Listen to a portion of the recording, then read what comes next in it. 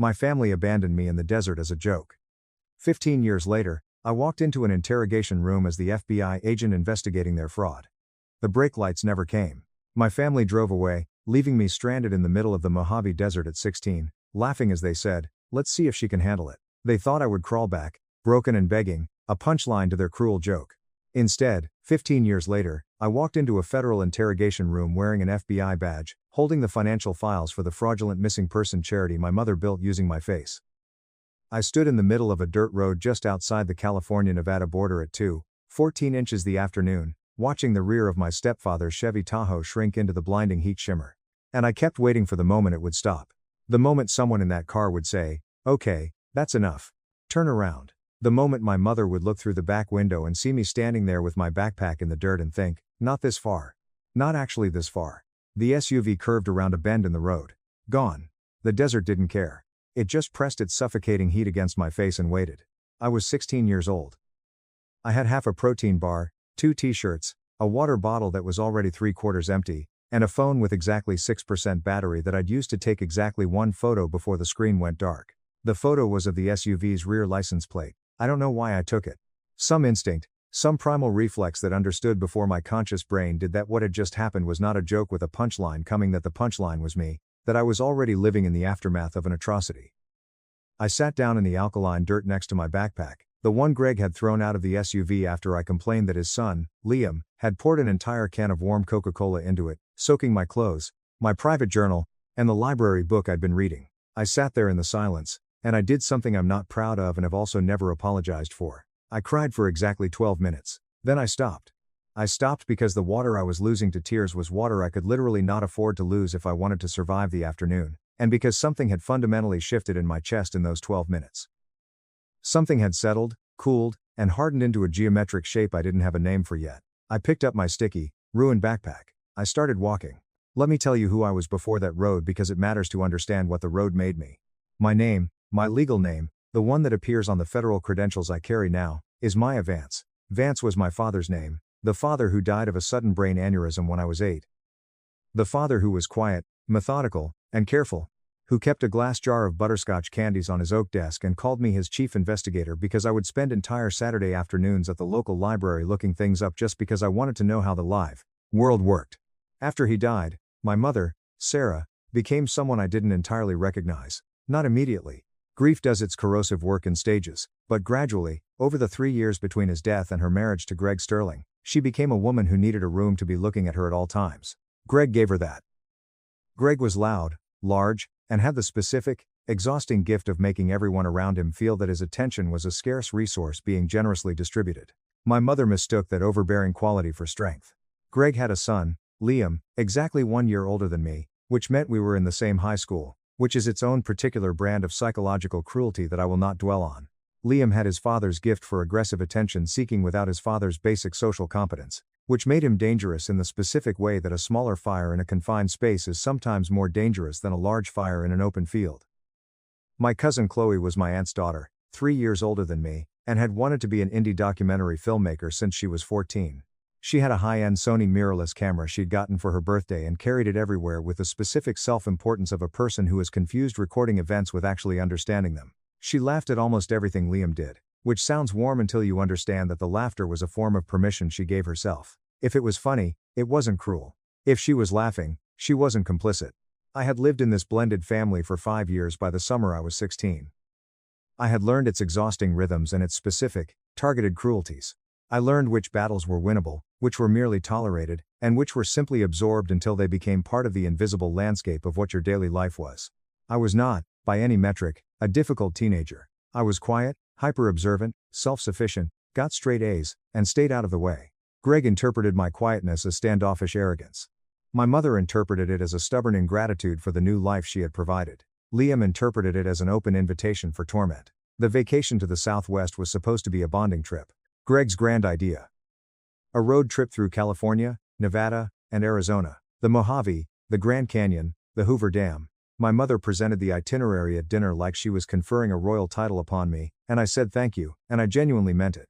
That is the part that still gets to me sometimes when I'm lying awake in the dark. I was actually grateful. I desperately wanted it to be good. I should have known from the very first morning that it wasn't going to be. The first sign came on day 2 outside Barstow. We'd stopped at a crowded diner for breakfast, and I'd ordered a black coffee. I'd been drinking coffee since I was 14, a habit I'd developed from reading late into the night. Greg had made a loud, performative comment about it to the waitress. Nothing explicitly abusive, just a look exchanged with my mother.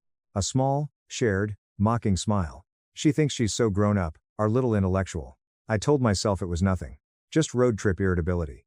The Tahoe was crowded, the air conditioning made a grinding noise, and Liam had already done 4 things that morning that had required me to consciously bite my tongue and choose not to react. The second sign came on day 3. We were at a desolate rest stop near Needles, and I went back to the car to get my journal while the others were looking at a tourist map.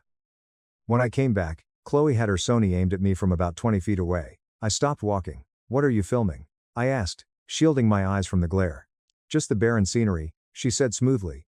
But she didn't lower the lens. I looked at Liam. He was leaning against the fender, smiling at his phone with a predatory stillness.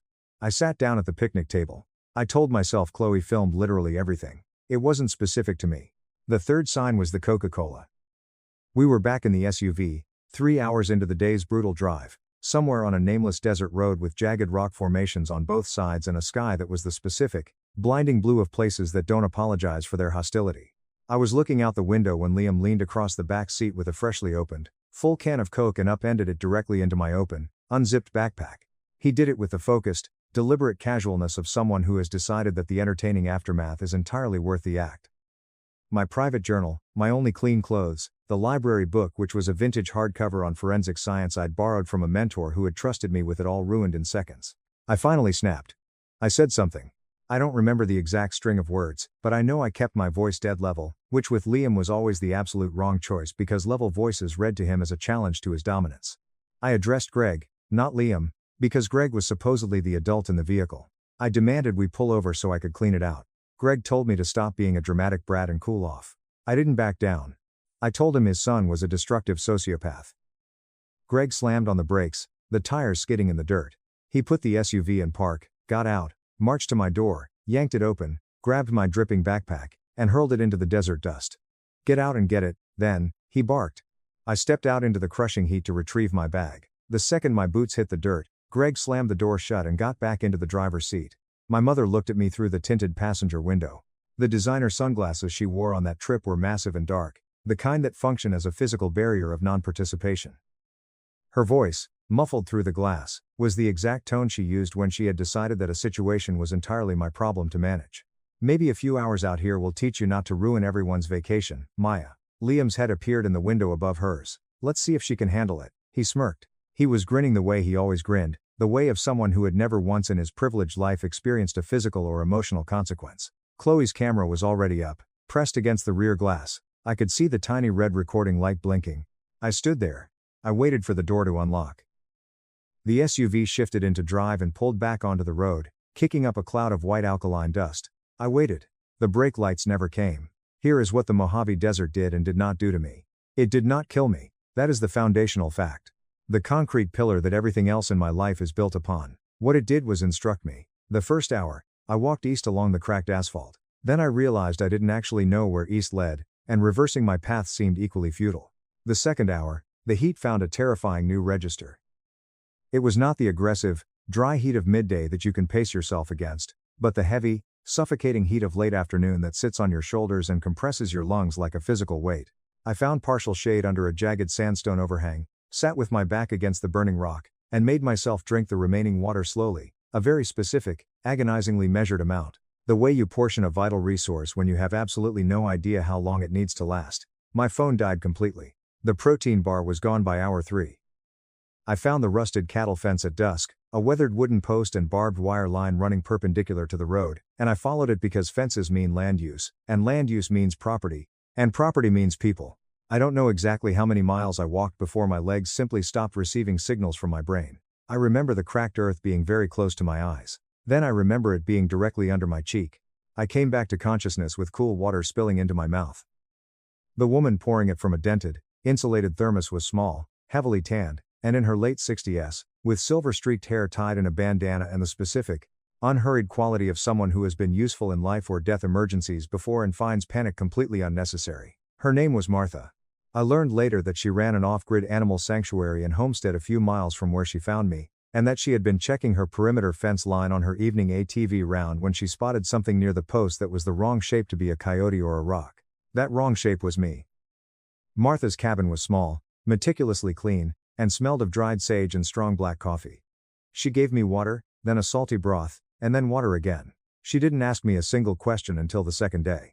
And when she finally did ask, her voice was the voice of a pragmatist who wants actionable information, not a dramatic story. "Where is your family, girl?" I told her all of it, start to finish. The butterscotch candies, the camera, the Coke, the brake lights. Martha listened without interrupting, her calloused hands wrapped around a ceramic mug. When I finished, she was quiet for a long, heavy moment. "Can I use your landline?" I croaked, my throat still raw. "I want to call the police." She nodded and pushed the phone across the wooden table. The officer who arrived on the third day was a county sheriff's deputy named Miller. He was in his late 30s, 15 years on the force, with the particular, exhausted manner of a man who has decided that most domestic situations can be resolved with heavy sighs and a clipboard. He arrived at Martha's door in the late morning, and when I came out from the spare bedroom, he looked at me with an expression that I didn't understand at first. It wasn't relief. It wasn't the expression of someone who has just located a vulnerable missing child. It was something significantly more complicated. Annoyance mixed with caution. "Maya Sterling?" he asked. "Maya Vance," I corrected. He checked his clipboard. "Your mother filed a report 2 days ago in Nevada." A pause. He tapped his pen against the metal clip. "She says you threw a violent tantrum, assaulted your stepbrother, and ran away into the desert after an argument. Left voluntarily, refused to get back in the vehicle." I stared at him. The air in the cabin seemed to thin out. "That's not what happened." "Can you tell me what did happen?" he asked, his tone dripping with practiced neutrality. I told him. I detailed the abandonment. He wrote things down slowly. He asked to see the backpack, the still sticky, Coke-soaked canvas bag, and I showed it to him. He asked about witnesses. I told him about Chloe's camera, the blinking red light. He nodded, his face remaining a careful, unreadable mask. He took my official statement, said someone from social services would be in touch, and drove away. 2 days later, Deputy Miller came back. "Your stepfather provided a sworn statement," he said, looking at his clipboard again. It seemed to be a defensive mechanism he used when he didn't want to look a victim in the eye. "He says you'd been having severe behavioral and psychiatric issues throughout the entire trip. Your cousin provided digital video evidence. The footage shows you screaming at the family, throwing things, and acting erratic before the incident." "Before," I said, my voice dropping to a whisper. "What does the video show after?" Miller was quiet for a moment. He shifted his weight. "The footage ends there," he said flatly. I understood it all in that exact second. Not the full, sprawling, grotesque shape of it that would take years to uncover, but enough. The footage ended there because Chloe had digitally edited it. Because they'd had 3 full days to coordinate their timelines. Because Greg had made phone calls to his expensive lawyers, and my mother had cried on cue for the local authorities, and the false narrative was already perfectly constructed and reinforced by the time I was found alive. My mother knew exactly where I was, I said, my hands trembling slightly. She knew I was alive out here, and she didn't come back for me. Miller looked at his clipboard one final time. "I'm going to recommend a formal welfare check," he said, "and I'd suggest you contact Child Protective Services to discuss your housing options, because your parents are hesitant to take you back given your unpredictable behavior." He turned and left. Martha watched his cruiser kick up dust from her kitchen window. "He won't help you," she said, not unkindly, just stating a geographical fact of life. "No," I agreed. "What will you do?" she asked. I sat back down at her kitchen table. I looked down at my hands. They were perfectly steady, which surprised me less than it would have a week earlier. The crying girl was dead. The desert had burned her away. "I'm not going back," I said. "Not ever. Not to any of them." Martha looked at me for a long time, her sharp eyes assessing my core. "Then you'll need to build something entirely new from the ground up." "I know." She poured 2 fresh cups of coffee. She put one in front of me. "Start with what you're naturally good at," she advised. I thought about my father's oak desk. I thought about the library, looking things up simply because I craved the truth of how systems operated. I thought about 5 years of being the invisible person in every room who noticed the micro-expressions, the lies, and the shifting power dynamics before anyone else did, but said nothing because speaking up had a cost I hadn't yet learned how to afford. "I'm good at finding things," I said softly. "And I'm extremely good at being patient." Martha nodded slowly, taking a sip of her dark coffee. "Those," she said, "are the 2 most dangerous weapons a woman can possess." Update 1. I won't compress the next 15 years of my life into a single paragraph because those years don't deserve compression. They were 15 years of grueling, Unglamorous work, actual poverty, and agonizing choices. But they belong to me in a way that nothing my family ever touched could. What I will tell you is the trajectory. I officially aged out of the California foster care system at 18, which sounds bleak, and it is. It is bleak in the specific way that bureaucratic systems designed to save people are also designed with an abrupt exit point that drops you onto a sidewalk in San Bernardino with $400, a trash bag of clothes, and a bus pass. But I had a high school diploma I'd obsessively completed through an independent study program while living with a foster family, and a glowing letter of recommendation from a county social worker named Elena Rostova, 20 years in child welfare. The kind of woman who wrote letters that sounded like clinical case files but meant it as the highest form of maternal care. That letter helped me secure a partial academic scholarship to the University of California, Riverside. I majored in criminal justice. I minored in forensic accounting because I had discovered during my sophomore year that financial records tell stories in the exact same way that physical blood spatter does. Money has its own unique fingerprints, its own undeniable chain of custody, its own way of shining a blinding spotlight on exactly where a liar has been trying to hide their sins. I graduated summa cum laude in 3.5 years. I worked as a forensic auditor for a mid-sized firm for 2 years, building my resume. I applied to the FBI at 24.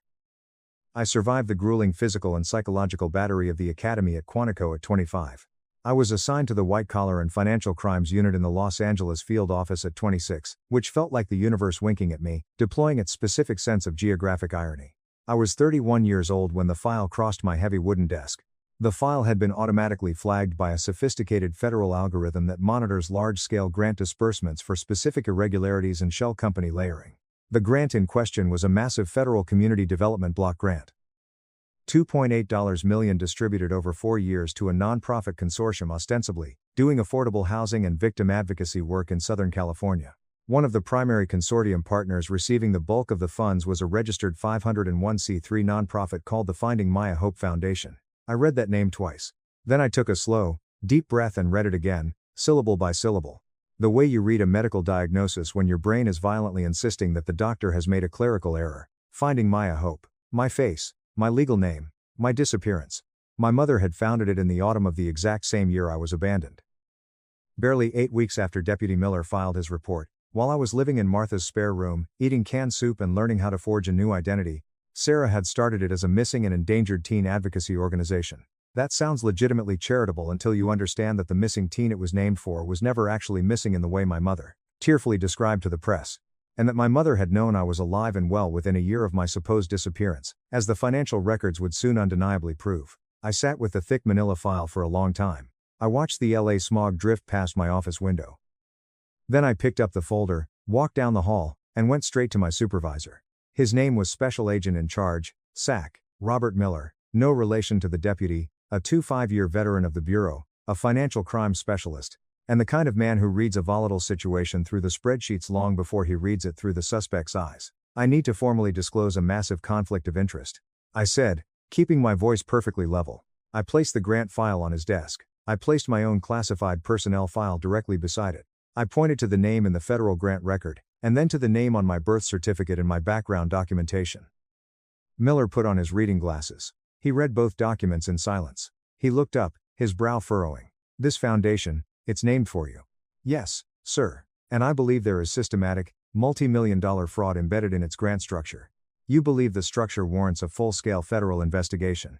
I know it does, I said. But by protocol, I cannot be the one to run it. Miller leaned back in his leather chair, steepling his fingers. He was quiet for a full minute, the only sound the hum of the HVAC unit. Vance, who knows the psychological profile of this specific family better than you do? I looked at him, unwavering. Nobody runs a federal investigation on their own immediate family. It's a goldmine for defense attorneys. No, he agreed softly. But, nobody knows the exact entry points and blind spots better, either. Here is how we play this. You officially disclose the conflict in writing. You document every single interaction. You work strictly alongside a senior lead investigator who has zero personal connection to the subjects, and you act solely as a subject matter resource and forensic consultant. He tapped the file. This is your call, Maya. But I would much rather have you inside the tent telling us exactly where the structural holes are, than outside it reading the reports. I looked out the window at the sprawling Los Angeles skyline, thinking of the cracked desert earth. Assign me a co-lead, I said. Someone senior, someone ruthless. Done. I picked up the file to leave, but paused at the door. One more thing, sir. There is a piece of raw digital footage from a consumer Sony camera, recorded in the summer 15 years ago, that I believe is still in existence. I need a federal subpoena and a search warrant for it. Miller looked at me, a sharp glint in his eye. Write the probable cause affidavit. I wrote it that exact night, 14 pages, single-spaced, heavily cited, with specific dates, names, geographic coordinates, and factual assertions that I had been carrying securely in my memory for 15 years. I wrote it with the particular, terrifying fidelity of a person who understood from a very young age that their version of events was the only version, and needed to be kept pristine. Update 2. The covert investigation ran for 14 grueling months. My co-lead was Senior Special Agent David Thomas, 30 years with the Bureau, a white-collar crime savant who had the specific, calming quality of making massive, labyrinthine financial frauds feel like simple middle school arithmetic. He was methodical, emotionally detached, and completely fair. He had absolutely no opinion about my family beyond what the bank statements and wire transfers told him, which is exactly the anchor I needed. What the documents told him was staggering. The Finding Maya Hope Foundation had received, over 15 years, approximately $4.8 million, in charitable civilian donations, federal HUD grants, and state housing funds.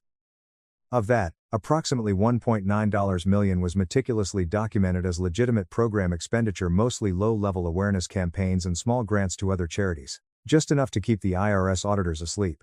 The remaining $2.9 million had been systematically bled out. It moved through a complex series of nested consulting arrangements, dummy vendor relationships, and inflated invoices into offshore and domestic accounts directly connected to Greg's private real estate development company, Chloe's boutique media production firm, and a luxury property management LLC operated solely by Liam. Greg's development company had received $410,000 in strategic consulting fees from the foundation. He had produced, as deliverables, 4 PDF reports that Thomas's cyber team found were 90% plagiarized from publicly available HUD documentation. Chloe's media company had received $260,000 for documentary production and public awareness services. Her actual work product was a series of highly dramatized, emotionally manipulative online videos about my tragic disappearance that had received, in total, maybe 150,000 views across a decade. Liam's Property Management LLC was the crown jewel of the fraud. He had received $1.1 million in affordable housing funds routed directly through the foundation's federal block grant. The apartment units he'd supposedly built with those funds were legally listed as low-income affordable housing in the grant compliance documentation. In reality, Thomas's team discovered Liam was renting them out at premium market rate, and in some gentrified neighborhoods, significantly above market rate, pocketing the massive difference. My teenage face had been plastered on their glossy fundraising posters. My legal name was etched into the foundation's 501c3 tax filings as the named beneficiary of the charitable mission. 15 years of tearful donations from innocent people who genuinely believed they were helping a grieving mother find her lost, vulnerable daughter. The final nail in the coffin came from a terrified former bookkeeper named Elena Suarez.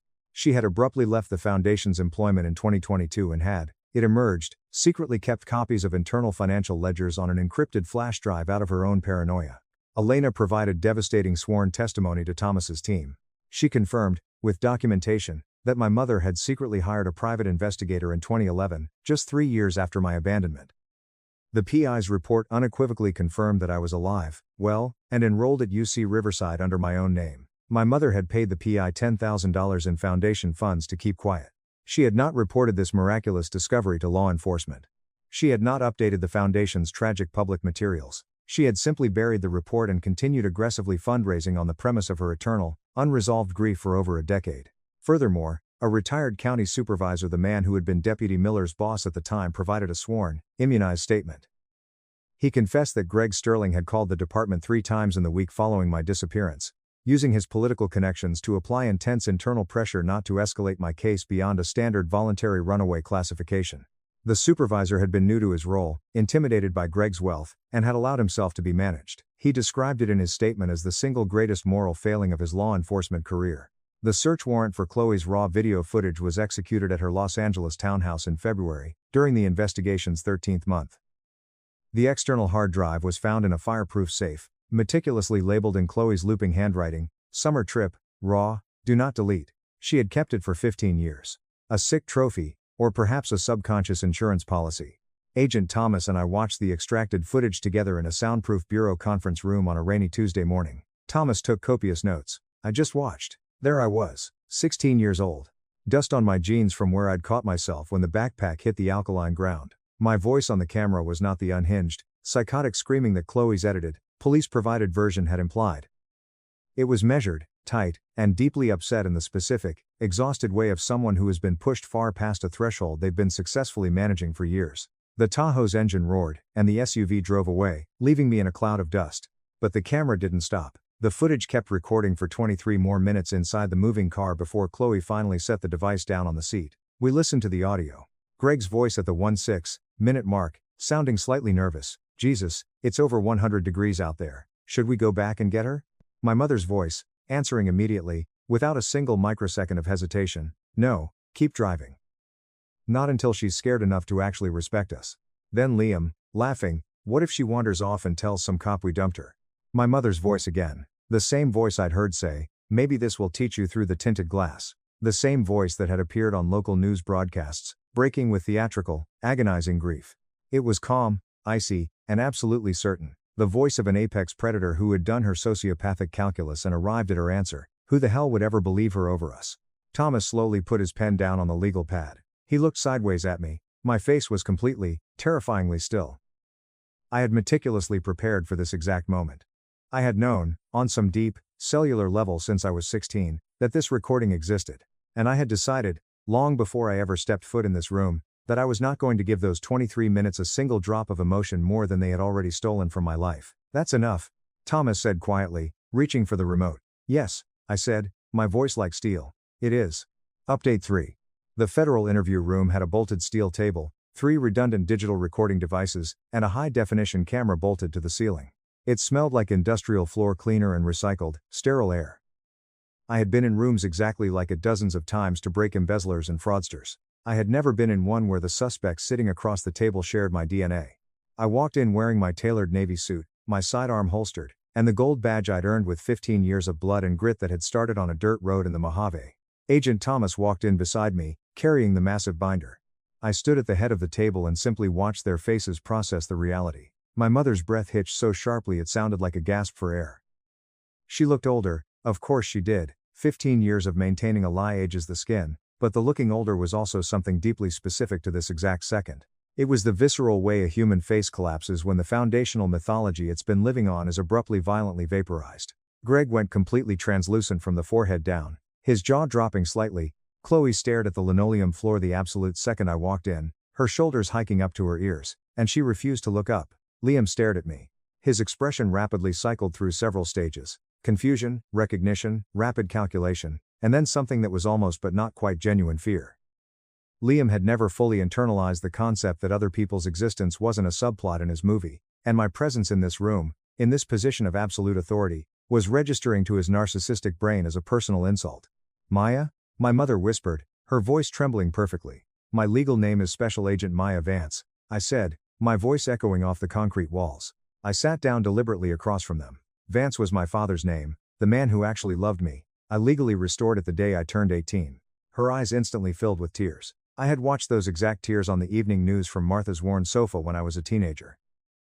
I had watched her produce them on cue for the cameras. Seeing them now, in this sterile room, had exactly the effect on me that I had anticipated.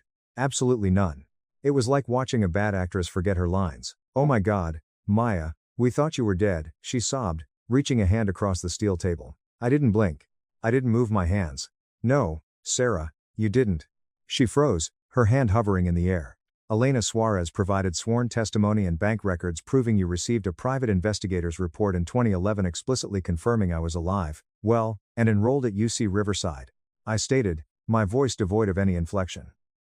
"You paid him $10,000 of charity money to bury it. You didn't report it to law enforcement. You didn't update the foundation's materials. You continued aggressively accepting fraudulent donations for over a decade after you knew your daughter was breathing." She opened her mouth, her face turning a mottled red.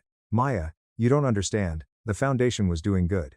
I am not here to have a mother-daughter reconciliation." I cut her off, my tone absolute zero. "The federal prosecutors are here to discuss your indictment." Greg leaned forward, trying to summon the blustering, dominant energy he had used to terrorize our house. He had the desperate expression of a man who has spent 15 years as the loudest authority in every room he's entered and cannot recalibrate quickly enough to the fact that he has zero power here. "Listen here, you little brat. You have absolutely no idea what really happened out on that road. You were hysterical. You were a danger to yourself. We had to. You are. I have the original, unedited footage, I said. The silence that followed was so absolute it rang in my ears. Chloe violently flinched.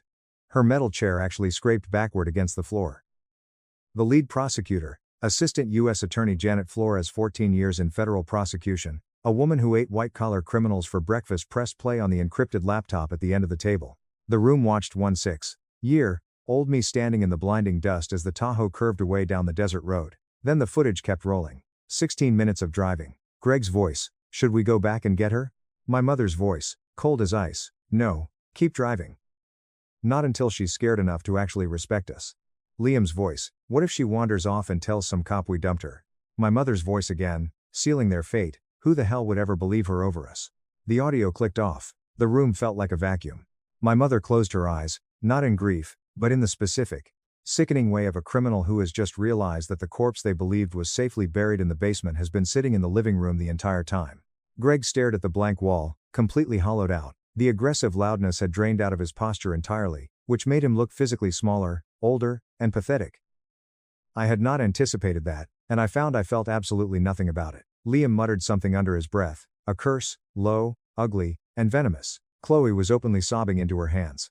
And I want to be extremely precise about Chloe's tears, because they were fundamentally different from my mother's. They were real, but they were not for me, they were for herself. For the hard drive she'd stupidly kept for 15 years, the digital monument to her own complicity that she had held onto for reasons even she wouldn't be able to explain cleanly to a jury. Real tears are not legal absolution, but they are a different category of pathetic. AUSA Flores closed her laptop with a sharp snap. I looked at each of them, one at a time, taking my time. My mother, Greg, Chloe, Liam. I had thought, for 15 years, that this exact moment would feel like something massive. That the crushing weight of a decade and a half of trauma would require a massive, explosive emotion to match it. It didn't. It wasn't explosive. It was simply accurate. The way a balanced ledger is accurate. The way an intact chain of custody is accurate. The way a piece of digital footage with pristine metadata is accurate. You left me on that road expecting the fear to break me down and make me smaller, I said, standing up and buttoning my suit jacket. Congratulations. You made me a federal agent instead. I turned and walked toward the heavy door. Behind me, I heard Liam's chair aggressively scrape the floor, some final, dying reflex of his ego. Defiance, contempt, the arrogant smirk that had been his face's resting position since he was a teenager and had never been punched hard enough to leave. I paused with my hand on the doorknob. I didn't turn around. I didn't need to. Because I heard it happen. I heard the smirk finally, completely collapse in the quality of his silence. In the panicked absence of the next arrogant thing he was going to say. In the specific, airless quiet of a man who has completely run out of room to run, and knows it. I walked out, and let the heavy steel door click shut behind me. The federal indictments were unsealed in March. It was a media bloodbath. My mother, Sarah Sterling, was charged with 22 counts of wire fraud, making false statements to federal investigators, and gross misappropriation of charitable funds. Facing a mountain of irrefutable digital and financial evidence, she entered a guilty plea the following November in exchange for a reduced sentence. She was sentenced to 4.5 years in federal prison. Greg Sterling was charged with federal grant fraud, conspiracy to commit fraud, and obstruction of justice in connection with the original sheriff deputy's sworn statement. His high-priced lawyers took it to trial. The trial ran for 9 agonizing days. The jury deliberated for barely 4 hours. He was found guilty on all counts and sentenced to 8 years in federal prison. Liam Sterling was charged with affordable housing fraud, tax evasion, and misappropriation of federal HUD funds. The $1.1 million in diverted housing money formed the center of a massive restitution order that included the immediate seizure of all properties developed under the fraudulent grant. The buildings were ordered transferred to a legitimate, court-supervised affordable housing nonprofit. Stripped of his assets and his father's protection, Liam received a sentence of 5 years. Chloe entered a cooperation agreement almost immediately. Her testimony about the hard drive's chain of custody, she could account for its exact location in her safe for all 15 years, which established beyond a shadow of a doubt that the audio had not been tampered with, was considered substantial assistance by the prosecution. Her sentence was suspended in favor of 4 years of strict probation, 1,000 hours of community service, and the permanent surrender of all digital materials related to the documentary she had been producing about my disappearance. The film, which she had pretentiously titled Maya, A Desert Secret, was destroyed. Martha flew out from California to Los Angeles for the sentencing hearings. She sat in the gallery on the day my mother entered her guilty plea, looking small, tough, and quiet in a beautiful turquoise blouse. Afterward, we had dinner at a quiet steakhouse near the federal courthouse. She ordered a medium rare ribeye and told me about her rescue horses and how her new perimeter fence line was holding up against the coyotes. I asked her once, over that dinner, whether she'd known when she found me half dead near her barbed wire fence with my cheek in the dirt, whether I was actually going to be okay. Martha looked at her wine glass for a long moment. "I knew right away you were going to be something formidable," she said softly, meeting my eyes. "The okay part was entirely yours to decide. I still visit her in the Mojave twice a year. I bring premium coffee, the dark roast kind my father would have approved of, and she makes incredible meals, and we sit at the exact same wooden kitchen table where I sat for the first time at 16, with steady hands and a cold decision forming in my chest. I still work financial crimes for the Bureau. I still hunt down what the numbers are trying to hide. I'm better at it than I was, and I'm significantly better at it than most, and I know exactly why. It's because I understand, from the deepest, darkest inside, what it looks like when a narrative is being artificially built for an audience instead of told for the truth. I know the exact difference between a document that states what actually happened, and a document meticulously designed to make you believe a lie. I know, because my own family spent 15 years doing it with my face, my name, and my ghost. They needed me gone to run their tragic story. What they didn't calculate what Greg, Sarah, and Liam, in their absolute, arrogant certainty that no one would ever believe a discarded teenage girl had not once considered is what happens when the girl they abandoned to die in the desert decides to become the exact person who investigates that kind of certainty. The desert didn't make me angry. Anger is messy. Anger makes mistakes. The desert made me precise. There is a massive difference between the two. I learned it on a dirt road, parched and abandoned, waiting for brake lights that never came. And I have been profoundly grateful for that brutal lesson every single day of my life.